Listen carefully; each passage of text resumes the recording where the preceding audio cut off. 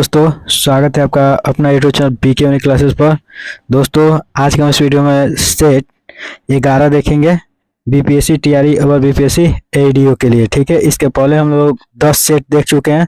अगर आप उसको नहीं देखे हैं तो उसका प्लेलिस्ट बना दिया गया है, जाके आप उसको आराम से देख सकते हैं। ठीक है, इस पूरे सीरीज में हम लोग लगभग 1 लाख प्लस प्रश्न देखेंगे जो सभी के सभी बहुत ही महत्वपूर्ण होगा। ठीक है, तो आइए एक एक करके लगभग 100 प्रश्न हम लोग देखते हैं। ठीक है, जो सभी के सभी बहुत ही महत्वपूर्ण होगा। ठीक है, अगर आपको आंसर पता होगा तो कमेंट करके जरूर बताइएगा। ठीक है, क्योंकि आप जो लिख दीजिएगा उसको जल्दी भूलिएगा नहीं। ठीक है, तो आइए देखते हैं। यहाँ पे पहला प्रश्न आज का है कि लाल सिन्हा ने 1921 में कहाँ के गवर्नर पद से त्यागपत्र दिया था? तो याद रखना, इसका राइट आंसर हो जाएगा बिहार और उड़ीसा का। नेक्स्ट उसके बाद हम लोग देखेंगे कि प्रधान वित्तीय समावेशन पहल की शुरुआत की गई। बताना है कि प्रधान वित्तीय सम्मेलन की पहल की शुरुआत जो है वह कब किया गया? तो याद रखना है 10 फरवरी 2011 को किया गया। नेक्स्ट प्रश्न है कि कौन सा राज्य निजी क्षेत्र में स्थानीय लोगों को आरक्षण नहीं प्रदान करता है? तो याद रखना है, इसका राइट आंसर हो जाएगा बिहार। नेक्स्ट उसके बाद प्रश्न है कि भारत में जिला स्तर पर उपभोक्ता विवाद निवारण के संदर्भ में निम्नलिखित में से कौन सा कथन सही नहीं है? तो याद रखना है, पहला ऑप्शन दिया हुआ है कि जिला फोरम उन शिकायतों पर विचार करता है जहां पर वस्तु और सेवा के मूल्य में 50 लाख रुपया से अधिक नहीं होता। यह बात सही है। ठीक है, तो इसका राइट आंसर है ऑप्शन नंबर डी। नेक्स्ट उसके बाद हम देखेंगे कि समुद्र तल पर पृथ्वी के केंद्र के सबसे निकट स्थान है। बताना है कि समुद्र तल पर पृथ्वी के केंद्र के सबसे निकट स्थान कौन है?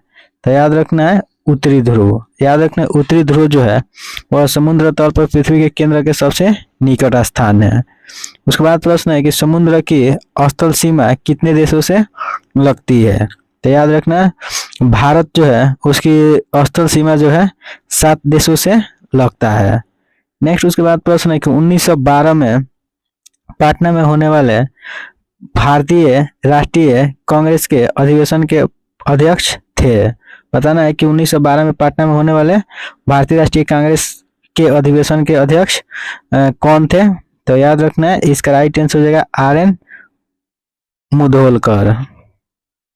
नेक्स्ट प्रश्न है कि बिहार जाति सर्वेक्षण 2023 द्वारा निम्नलिखित में से कौन सा तथ्य उजागर हुआ है? तो याद रखना है उच्च जाति जो है 15.52% है, बिल्कुल सही बात है। अनुसूचित जाति और अनुसूचित जनजाति जो है 121 पॉइंट इतना है यहाँ पे। नेक्स्ट हो जाएगा पिछड़ा जाति, इतना हो जाएगा, और इसका राइट आंसर उपयुक्त में से 1 से अधिक। नेक्स्ट उसके बाद हम देखेंगे यहाँ पे प्रश्न कि निम्नलिखित नदियों में से किस एक नदी का प्राचीन नाम निरंजना है? बताना है कि किस नदी को हम लोग निरंजना के नाम से जानते हैं लोग। तो याद रखना है फाल्गु नदी को हम लोग निरंजना नदी के नाम से भी जानते हैं लोग। नेक्स्ट उसके बाद प्रश्न है कि बिहार में प्रवाहित होने वाले निम्न नदियों में से उत्तर की ओर प्रवाहित होने वाली नदी है। ठीक है, आपको कमेंट करके बताना है कि उत्तर की ओर प्रवाहित होने वाली नदी कौन है। ठीक है, आपको इसको कमेंट करके बताना है। नेक्स्ट उसके बाद प्रश्न है कि बिहार के निम्न प्रशासनिक के विभागीय जोड़ों में से किस जोड़ा से गंगा नदी नहीं बहती है? तो याद रखना है कोसी मगध से गंगा नदी जो है नहीं बहती है। नेक्स्ट प्रश्न है कि किसने 1913 में अनुशीलन समिति की शाखा का स्थापना पटना में की है? बताना है कि 1913 में अनुशीलन समिति के शाखा का स्थापना पटना में कौन किए थे? तो याद रखना सचिंद्रनाथ सन्याल के द्वारा 1913 में अनुशीलन समिति की शाखा का स्थापना पटना में किया गया। नेक्स्ट प्रश्न है कि किस वर्ष मुजफ्फरपुर बम कांड की घटना घटी? तो याद रखना 1908 में मुजफ्फरपुर में बम कांड का घटना हुआ। उसके बाद प्रश्न कि 1942 में किस त्योहार के अवसर पर जयप्रकाश नारायण हजारीबाग जेल से भाग निकले? तो याद रखना है दिवाली के त्योहार पर 1942 में जयप्रकाश नारायण हजारीबाग जेल से भाग निकले थे। नेक्स्ट उसके बाद प्रश्न है कि मोडेम का अर्थ होता है? तो याद रखना है मॉड्यूलेटर डिमोलेटर होता है। ठीक है, इसका right answer option number C. Next उसके बाद प्रश्न है कि एक प्रोग्राम जो न तो खुद को दोहराता है और न ही कॉपी करता है, बल्कि कंप्यूटर की सुरक्षा को नुकसान पहुंचाता है या उससे समझौता करता है। कौन सा कंप्यूटर वायरस है? तो याद रखना है, इसका राइट आंसर हो जाएगा ऑप्शन नंबर ए। नेक्स्ट उसके बाद प्रश्न है कि काले फेफड़े का रोग संबंधित है। बताना है कि काला फेफड़ा का रोग जो है वह किससे संबंधित है? तो याद रखना है, कोयला खनिकों से संबंधित है। नेक्स्ट उसके बाद हम लोग देखेंगे यहाँ पे प्रश्न कि स्तनधारी में सामान्य श्वसन के दौरान डायफ्राम होता है। बताना है कि स्तनधारी में सामान्य श्वसन के दौरान डायफ्राम जो होता है वो कैसा होता है? तो याद रखना है, धनुषाकार, चपटा और नीचे धंसा हुआ। तो इसका राइट आंसर है उपयुक्त में से एक से अधिक। नेक्स्ट उसके बाद हम लोग देखेंगे यहाँ पे 19 नंबर प्रश्न कि मस्तिष्क के कौन सा भाग रक्तचाप को नियंत्रित करता है? तो याद रखना, मस्तिष्क का कौन सा भाग जो है वह रक्तचाप को नियंत्रित करता है? तो याद रखना, रीढ़ की हड्डी, खोपड़ी और हाइपोथैलेमस। ठीक है, यह क्या करता है? मस्तिष्क के रक्तचाप को नियंत्रित करता है। नेक्स्ट प्रश्न है कि पीयूष ग्रंथि का कार्य क्या है? बताना है कि पीयूष ग्रंथि जो है उसका कार्य क्या होता है? तो याद रखना है, पुरुष में यौन अंगों को विकसित करता है। बिल्कुल सही बात है। सभी अंगों को विकसित को प्रोत्साहित करता है, ये भी सही बात है। शरीर में चीनी और नमक के स्तर को नियंत्रित करता है, ये भी सही है। इसका राइट आंसर उपयुक्त में से एक से अधिक। नेक्स्ट प्रश्न है कि गुणसूत्र पर जीन की डॉट डॉट व्यवस्था होता है। तो याद रखना है, रेखीय होता है। याद रखना, गुणसूत्र पर जीन जो होता है कैसा होता है? तो रैखिक होता है। नेक्स्ट प्रश्न है कि किसी गुणसूत्र पर जीनों की अपेक्षा स्थिति ज्ञात करने की प्रक्रिया को क्या कहा जाता है? तो याद रखना है, जीन मानचित्र। नेक्स्ट उसके बाद प्रश्न है कि माता पिता से संतति में लक्षणों के पहुंचाने की प्रक्रिया को कहते हैं। तो याद रखना है, आनुवंशिकता कहा जाता है। नेक्स्ट प्रश्न है कि गैसीय से तरल या ठोस अवस्था में परिवर्तन की प्रक्रिया को क्या कहते हैं? बताना है कि गैसीय से तरल या ठोस अवस्था में परिवर्तन की प्रक्रिया को क्या कहा जाता है? तो याद रखना है, संघनन कहा जाता है। नेक्स्ट उसके बाद प्रश्न, निम्नलिखित में से कौन सा समूहक ड्रग है? तो याद रखना है, समूहक ड्रग कौन है? तो याद रखना है, लिविनाल जो है वह एक प्रकार के समूहक ड्रग के अंतर्गत आता है। नेक्स्ट उसके बाद प्रश्न है कि निम्नलिखित में से कौन सा दर्दनाशक है? ठीक है, बताना है कि इसमें कौन दर्दनाशक है। तो याद रखना है, नोवल्जीन जो है वह एक बार के दर्दनाशक के अंतर्गत आता है। नेक्स्ट उसके बाद प्रश्न है कि पेट्रोल की गुणवत्ता को व्यक्त किया जाता है। बताना है कि पेट्रोल की गुणवत्ता को किसके द्वारा व्यक्त किया जाता है? तो ऑक्टेन संख्या के द्वारा पेट्रोल की गुणवत्ता को व्यक्त किया जाता है। नेक्स्ट उसके बाद प्रश्न है कि निम्नलिखित विशेषताओं में से कौन सी रासायनिक परिवर्तन की विशेषता नहीं है? बताना है, कौन रासायनिक परिवर्तन की विशेषता नहीं है? तो याद रखना है, इसका राइट आंसर हो जाएगा ऊर्जा में कोई निवल परिवर्तन न होना। ठीक है, बताना है, ये याद रखना है कि ऊर्जा में कोई निवल परिवर्तन न होना रासायनिक रासायनिक परिवर्तन की विशेषता नहीं है। नेक्स्ट उसके बाद प्रश्न कि ऐसे पदार्थ जो रासायनिक प्रक्रिया के अन्य पदार्थों से नमी को आसानी से अवशोषित कर लेता है, उसे क्या कहा जाता है? ठीक है, तो इसको आपको कमेंट करके बताना है। ठीक है, कि इसका आंसर क्या होगा।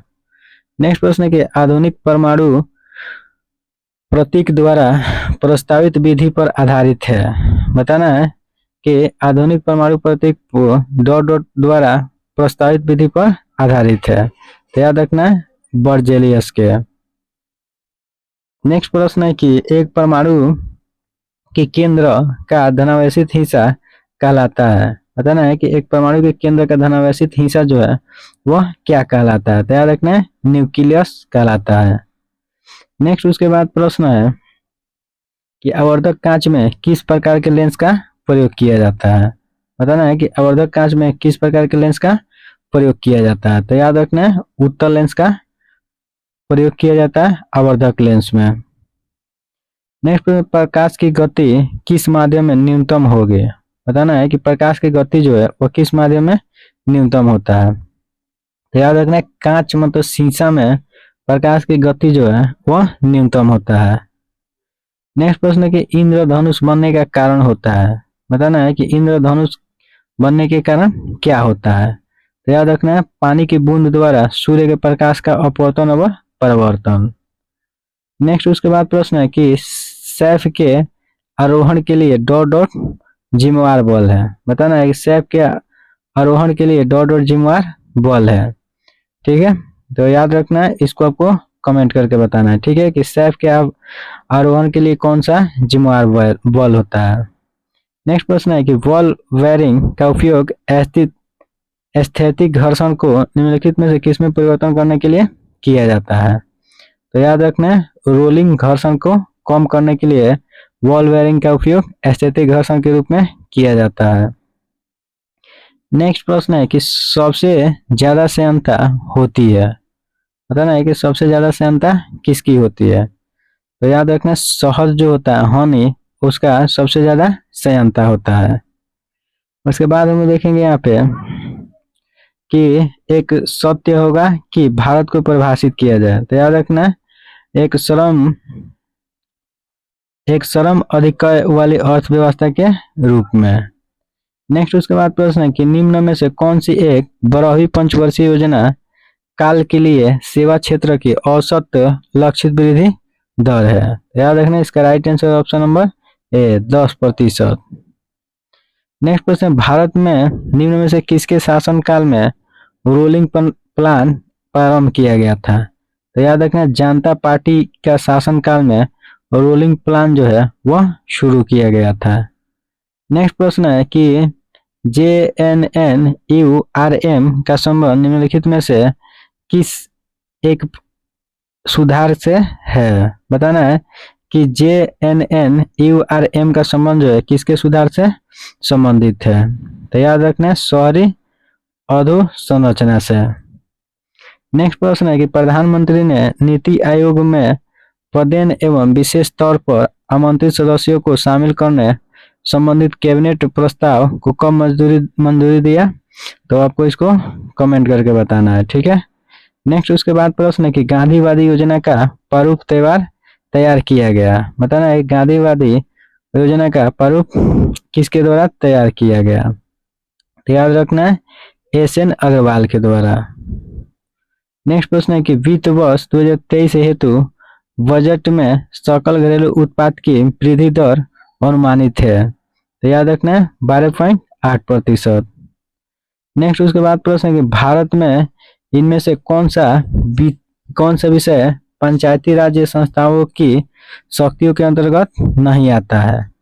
तो इसका राइट आंसर हो जाएगा न्यायिक पुनर्वीक्षण के द्वारा। नेक्स्ट उसके बाद हम लोग देखेंगे यहाँ पे प्रश्न कि भारत में पंचायती राज्य प्रतिनिधित्व करता है। बताना है कि भारत में पंचायती राज्य प्रतिनिधित्व करता है। तो याद रखना है शक्तियों के विकेंद्रीकरण के, लोगों की हिस्सेदारी का, सामुदायिक विकास का। इसका राइट आंसर उपयुक्त में से सभी का। नेक्स्ट प्रश्न है कि पंचायती राज्य का प्रधान लक्ष्य है। बताना है कि पंचायती राज्य का प्रधान लक्ष्य क्या है। तो याद रखना है ग्रामवासियों में शक्ति का विकेंद्रीकरण करना। नेक्स्ट प्रश्न है कि निम्न कमेटियों में कौन सी एक पंचायती राज्य व्यवस्था से संबंधित नहीं है। याद रखना पंचायती राज्य संस्था से कौन संबंधित नहीं है। तो याद रखना PVN एराव कमेटी। नेक्स्ट उसके बाद प्रश्न है कि भारतीय संविधान भारत के राष्ट्रपति को अधिकार नहीं देता है। बताना है कि भारतीय संविधान जो है भारत के राष्ट्रपति को कौन सा अधिकार नहीं देता है। तो याद रखना राज्य के मुख्यमंत्री का नियुक्ति करने का अधिकार जो है भारत के राष्ट्रपति के पास नहीं होता है। नेक्स्ट प्रश्न है कि अगर कोई धन विधेयक लोक सभा द्वारा स्वीकृत हो जाए तो राज्यसभा इसे अधिक से अधिक कितने दिनों तक रोक सकता है। तो याद रखना 14 दिनों तक। नेक्स्ट उसके बाद हम देखेंगे यहाँ पे प्रश्न कि राज्यसभा में प्रतिनिधित्व में शामिल है। बताना है कि राज्यसभा में प्रतिनिधित्व में कौन शामिल है। तो याद रखना है भारत के राष्ट्रपति द्वारा मनोनीत सदस्य, बिल्कुल सही बात है। नागरिकों द्वारा सीधे चुने गए सदस्य, ये भी सही बात है। अप्रत्यक्ष रूप से नागरिकों द्वारा अनेक प्रतिनिधित्वों के माध्यम से चुने गए सदस्य, ये भी बात सही है। तो इसका राइट आंसर उपयुक्त में से एक से अधिक। नेक्स्ट प्रश्न है कि प्रत्येक राज्य में लोकसभा के सीटों का निर्धारण परिसीमन आयोग द्वारा किया जाता है। इस परिसीमन को किस वर्ष रोक दिया गया था? तो याद रखना है 2000, यहाँ पे 26 हो जाएगा, ठीक है। 2026 में रोक दिया गया है, ठीक है। इसके बाद नहीं होगा। नेक्स्ट प्रश्न है कि भारत का राष्ट्रपति कितनी बार पुनः चुनाव के लिए पात्र होता है? तो याद रखना है इसका राइट आंसर हो जाएगा अनगिनत, ठीक है। कितना भी बार भारत के राष्ट्रपति पुनः चुनाव के लिए पात्र होते हैं। नेक्स्ट प्रश्न है कि भारत में लौकिक सार्वभौमिकता है क्योंकि संविधान की प्रस्तावना आरंभ होती है। तो याद रखना है इसका राइट आंसर हो जाएगा यहाँ पे हम जनता के लोक शब्दों में। नेक्स्ट उसके बाद प्रश्न है कि भारतीय संविधान की प्रस्तावना में समाजवादी शब्द किस संशोधन के तहत जोड़ा गया है? तो याद रखना है इसका राइट आंसर 42वां संविधान संशोधन के तहत। नेक्स्ट निम्नलिखित में से कौन सा भारतवर्ष को एक धर्मनिरपेक्ष राज्य के रूप में वर्णित करता है? तो याद रखना है इसका राइट आंसर हो जाएगा संविधान की प्रस्तावना को। नेक्स्ट प्रश्न है कि वायुमंडल में ओजोन परत के क्षरण के लिए निम्न में से कौन सा रासायनिक पदार्थ जिम्मेवार है? याद रखना है क्लोरोफ्लोरोकार्बन। याद रखना है वायुमंडल में ओजोन परत के क्षरण के लिए क्लोरोफ्लोरोकार्बन जिम्मेवार है। नेक्स्ट प्रश्न है कि नामदफा नेशनल पार्क स्थित है। बताना है कि नामदफा नेशनल पार्क जो है वो कहाँ पे स्थित है? तो याद रखना है अरुणाचल प्रदेश में। नेक्स्ट उसके बाद प्रश्न है कि किस वर्ष सबसे पहले अंटार्कटिका के ऊपर ओजोन छिद्र का खोज किया गया? तो 1985 में सबसे पहले ओजोन छिद्र का खोज किया गया था।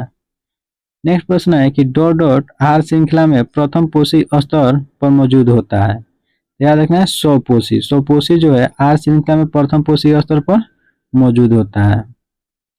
नेक्स्ट प्रश्न है 61 नंबर कि निम्नलिखित में से कौन सा जीव क्लोरोफिल की उपस्थिति में सूर्य से प्रकाश का प्रयोग कर अकार्बनिक पदार्थों को कार्बनिक पदार्थों के यौगिकों में परिवर्तित कर देता है? ठीक है, तो स्वपोषी जंतु और कुछ जीवाणु जो होता है ऐसा करता है। तो इसका राइट आंसर उपयुक्त में से एक से अधिक। नेक्स्ट प्रश्न है कि निम्नलिखित में से कौन सा पारिस्थितिक तंत्र में गैसीय जैव भू रासायनिक चक्र नहीं है? याद रखना है फास्फोरस चक्र।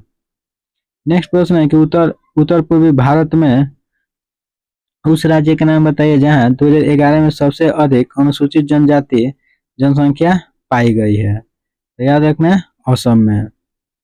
नेक्स्ट प्रश्न है कि किस देश की जनसंख्या के 2019 से 2050 के मध्य 2.2% सिकुड़ने का अनुमान है? इसका आंसर हो जाएगा चीन का। नेक्स्ट प्रश्न है कि जनसंख्या के अनुसार डॉट डॉट उत्तर प्रदेश का सबसे बड़ा नगर है। तो याद रखना है कानपुर जो है जनसंख्या के अनुसार उत्तर प्रदेश का सबसे बड़ा नगर है। नेक्स्ट प्रश्न है सुनामी का मुख्य कारण क्या है? बताना है कि सुनामी जो होता है उसका मुख्य कारण क्या होता है? तो याद रखना है सुनामी जो है उसका मुख्य कारण क्या है? तो याद रखना है सुनामी का मुख्य कारण जो होता है महासागरीय भूकंप। ठीक है, महासागर में भूकंप जो आता है तो सुनामी होता है। नेक्स्ट उसके बाद प्रश्न है कि भौगोलिक अपवर्तन चक्र की संकल्पना इनमें से किसने प्रस्तुत किया? तो याद रखना है WM डेविस ने। नेक्स्ट उसके बाद प्रश्न है कि महाद्वीपीय बहाव का सिद्धांत किसके द्वारा विकसित किया गया? बताना है कि महाद्वीपीय बहाव का सिद्धांत जो है किसके द्वारा विकसित किया गया? तो याद रखना है ए वेगनर के द्वारा महाद्वीपीय बहाव का सिद्धांत प्रस्तुत किया गया है। नेक्स्ट प्रश्न है कि जियोडेसी वह विज्ञान है जो संबंधित है। बताना है कि जियोडेसी जो है वह विज्ञान है जो किससे संबंधित है? तो पृथ्वी के आयाम के माप से जियोडेसी जो है संबंधित है। नेक्स्ट प्रश्न है कि सर्वाधिक उत्तरी दक्षिणी लंबाई वाला सीमा वाला देश कौन है? तो याद रखना है चिली।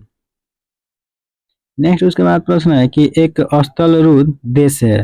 बताना है कि इसमें से कौन एक हस्तलरुद्ध देश है। तो याद रखना हंगरी जो है वह एक प्रकार के हस्तलरुद्ध देश के अंतर्गत आता है। नेक्स्ट प्रश्न है कि हिमालय का प्रथम उत्थान किस प्राचीन युग में हुआ था। याद रखें हिमालय का प्रथम उत्थान जो है वह किस प्राचीन प्राचीन युग में हुआ था। तो याद रखना यूसीन में। नेक्स्ट प्रश्न है कि कौन सा एक भारत में कहवा उत्पादन में आगे है। बताना है कि भारत में कहवा उत्पादन में कौन आगे है। तो याद रखना कर्नाटक। याद रखना कर्नाटक जो है कहवा के उत्पादन में बहुत ही आगे है। नेक्स्ट प्रश्न है कि करेवा मृत्तिका को जफरान केसर का एक स्थानीय प्रकार है के उत्पादन में उपयोगी है और यह कहाँ पे पाया जाता है। तो याद रखना करेवा जो है वो कहाँ पे पाया जाता है। तो याद रखना कश्मीर हिमालय में। नेक्स्ट प्रश्न है कि कौन सी मिट्टी द्वारा निर्मित होता है। बताना है कि कौन से मिट्टी नदी द्वारा निर्मित होता है। तो याद रखना है इसका राइट आंसर हो जाएगा जलोढ़ मिट्टी। जलोढ़ मिट्टी जो है वो नदियों के द्वारा निर्मित होने वाली मिट्टी होती है। नेक्स्ट प्रश्न है कि भारत में पानी का सर्वाधिक उपयोग किस प्रयोजन के लिए किया जाता है। तो याद रखना भारत में पानी का सर्वाधिक उपयोग जो है और किसके प्रयोजन के लिए किया जाता है। तो सिंचाई के लिए पानी का उपयोग जो है भारत में सबसे ज्यादा किया जाता है। नेक्स्ट उसके बाद प्रश्न है कि लिपुलेखद्वारा कहाँ पर स्थित है। तो याद रखना उत्तराखंड में लिपुलेखद्वारा स्थित है। उसके बाद प्रश्न है कि निम्नलिखित में से कौन एक पर्वतीय चोटी सही सुमेलित नहीं है। तो याद रखना इसका राइट आंसर हो जाएगा अबोर जो है झारखंड में। यह बात गलत है। ठीक है मिकिर असम में बिल्कुल सही बात है। दुनगिरी उत्तराखंड में है। नियमगिरी उड़ीसा में है। ठीक है तो इसका राइट आंसर हो जाएगा ऑप्शन नंबर ए। दंडकाय क्षेत्र किस राज्य में स्थित है। याद रखना है दंडकाय क्षेत्र जो है किस राज्य में स्थित है। तो आपको इसको कमेंट करके बताना है। ठीक है प्रत्येक वीडियो में हम 4-5 प्रश्नों को होमवर्क के रूप में देते हैं। ठीक है इसको आपको कमेंट करके बताना है। नेक्स्ट प्रश्न है कि 19वीं शताब्दी के उत्तरार्ध में नव हिंदूवाद के सर्वश्रेष्ठ प्रतिनिधि थे। तो याद रखना स्वामी विवेकानंद। नेक्स्ट प्रश्न है कि 19वीं शताब्दी के धर्म एवं समाज सुधार आंदोलनों ने जनसंख्या के किस वर्ग को मुख्यतः आकर्षित किया। तो याद रखना बुद्धिजीवी को बिल्कुल सही बात है। नगरीय उच्च जातियों को ये भी सही है। निर्धन को नहीं किए थे उदार को किए थे। तो इसका राइट आंसर हो गया 1, 2, 4 को। नेक्स्ट प्रश्न है कि क्रांतिकारी गतिविधियों के साथ कौन सी पत्रिका जुड़ी हुई नहीं थी। बताना है कि क्रांतिकारी गतिविधियों के साथ कौन सी पत्रिका नहीं जुड़ी थी। तो याद रखना यंग इंडिया। नेक्स्ट उसके बाद प्रश्न है कि अभिनव भारत से कौन संबंधित है। बताना है कि अभिनव भारत से कौन संबंधित है। याद रखना बीडी सावरकर। याद रखना बीडी सावरकर जो है वह अभिनव भारत से संबंधित थे। नेक्स्ट प्रश्न है कि निम्न अखबारों में से कौन सा मुख्यतः उदारवादियों की नीतियों का प्रचारक था। बताना है कि मुख्यतः उदारवादियों की नीतियों के प्रचारक कौन था। तो याद रखना है लीडर। नेक्स्ट प्रश्न है कि 1857 का विद्रोह मुख्यतः किस कारण से असफल रहा। बताना है कि 1857 का विद्रोह जो है किस कारण से असफल रहा था। तो याद रखना है किसी सामान्य योजना और केंद्रीय संगठन के कमी के कारण 1857 का विद्रोह जो है असफल रहा। नेक्स्ट प्रश्न है कि 1857 के विद्रोह को एक षड्यंत्र की संज्ञा किसने दिया। तो याद रखना इसका राइट आंसर होगा sir James Outram and W Taylor के द्वारा 1857 के विद्रोह को एक षड्यंत्र का संज्ञा दिया गया था। नेक्स्ट प्रश्न है कि 1857 के आंदोलन किसका नाम जो है 1857 के आंदोलन से जुड़ा है। तो याद रखना इसका राइट आंसर है तात्या टोपे। याद रखना तात्या टोपे जो थे 1857 के आंदोलन से जुड़े हुए थे। बाकी इन लोग कोई भी नहीं जुड़े हुए थे। नेक्स्ट प्रश्न है कि 1632 में बिहार के पटना शहर में कौन सी कंपनी ने अपनी फैक्ट्री स्थापित की। तो याद रखना डच ईस्ट इंडिया कंपनी ने 1632 में पटना में अपना कंपनी स्थापित किए हुए थे। नेक्स्ट उसके बाद हम देखेंगे यहाँ पे 89 नंबर प्रश्न कि पुर्तगालियों की प्रथम फैक्ट्री भारत में कहाँ स्थापित किया गया। तो याद रखना है इसको आपको कमेंट करके बताना है, ठीक है, कि पुर्तगालियों की प्रथम फैक्ट्री जो है भारत में कहाँ पे स्थापित किया गया था, अभी बताए थे। नेक्स्ट उसके बाद प्रश्न है कि अंग्रेजों का फोर्ट विलियम कहाँ पर स्थित है। बताना है कि अंग्रेजों का फोर्ट विलियम जो है वो कहाँ पे स्थित है, तो याद रखना है कोलकाता में। याद रखना है फोर्ट विलियम कहाँ पे, कोलकाता में है।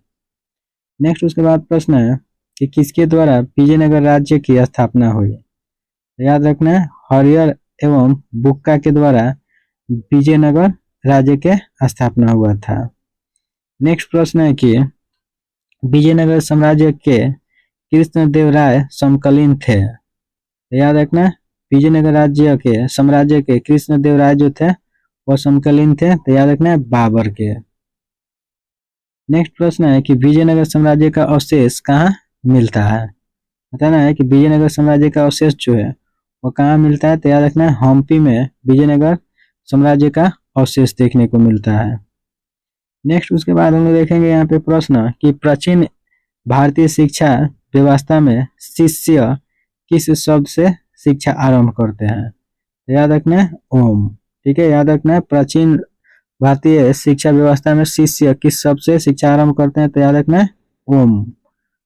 नेक्स्ट उसके बाद प्रश्न है कि विश्व का पहला गणतंत्र वैशाली में किसके द्वारा स्थापित किया गया। बताना है कि विश्व का पहला गणतंत्र वैशाली में किसके द्वारा स्थापित किया गया, तो याद रखना है लिच्छवी के द्वारा। नेक्स्ट उसके बाद प्रश्न है कि 16 महाजन पदों की सूची उपलब्ध है। बताना है कि 16 महाजन पदों की सूची जो है वो किस में उपलब्ध है, तो याद रखना है अंगुत्तर निकाय में। नेक्स्ट उसके बाद प्रश्न है कि प्रथम मगध साम्राज्य का उत्कर्ष किस शताब्दी में हुआ था। बताना है कि प्रथम मगध साम्राज्य का उत्कर्ष जो है किस शताब्दी में उत्पन्न हुआ था, ठीक है, तो याद रखना है 6ठी ईस्वी पूर्व में। नेक्स्ट उसके बाद प्रश्न है कि इनमें से किसने सर्वप्रथम व्यापक पैमाने पर स्वर्ण मुद्रा का प्रचलन किया। याद रखना है मिनार्डर ने, सॉरी इसका राइट आंसर हो जाएगा भीम कडफिसेस के द्वारा, ठीक है, इसका राइट आंसर हो जाएगा ऑप्शन नंबर सी। नेक्स्ट उसके बाद हम लोग देखेंगे यहाँ पे प्रश्न कि भूमि अनुदान किन्हें दिए गए थे जो शाही दरबार से जुड़े थे। बताना है कि भूमि अनुदान जो है दिए गए थे जो शाही दरबार से जुड़े हुए थे, तो याद रखना ब्राह्मण को, ठीक है, ब्राह्मण को भूमि अनुदान दिया गया था। नेक्स्ट उसके बाद प्रश्न है कि निम्नलिखित में से किस वंश ने सबसे पहले अधिक समय तक शासन किया। बताना है कि किस वंश ने सबसे अधिक दिनों तक शासन किया था, तो याद रखना है गुप्त वंशों ने। तो दोस्तों अगर वीडियो आप लोग को अच्छा लगा है तो प्लीज़ वीडियो को लाइक कर दीजिए, और अभी तक आप हमारे बीके यूनि क्लासेस को सब्सक्राइब नहीं किए हैं तो प्लीज़ बीके यूनि क्लासेस को सब्सक्राइब कर लीजिए, ताकि ऐसे ही वीडियो का नोटिफिकेशन सबसे पहले आपके पास पहुंचे, ठीक है। इसके पहले हम लोग 1000 प्रश्न देख चुके हैं, अगर आप उसको नहीं देखे हैं तो उसका प्ले लिस्ट बना दिया गया, जाके आपको उसको आराम से देख सकते हैं। मिलते हैं कल ऐसे ही 100 प्रश्नों को लेकर।